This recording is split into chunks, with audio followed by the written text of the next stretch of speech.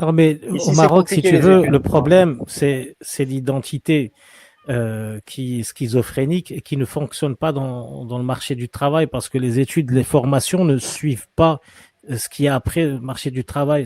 Au Maroc, tu n'as pas besoin d'avoir de diplôme. Il faut bien parler français.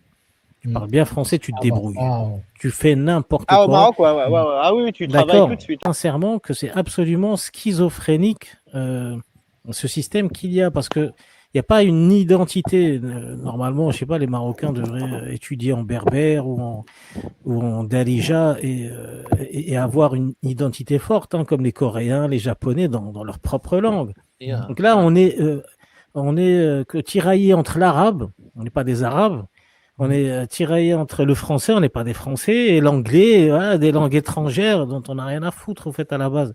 Le truc, c'est Ouais. d'étudier avec la langue amazigh, la langue marocaine. Voilà, c'est ça. Et puis que même dans le marché du travail, enfin, que tout le monde parle cette langue, que ce soit obligatoire. Mais il n'y a pas ça. Et il y a pire, c'est que on étudie en arabe, mais le marché du travail, il est en français. Mm. Du coup, les gens, ils Ah, sont c'est dans un encore plus choc contradictoire, rien.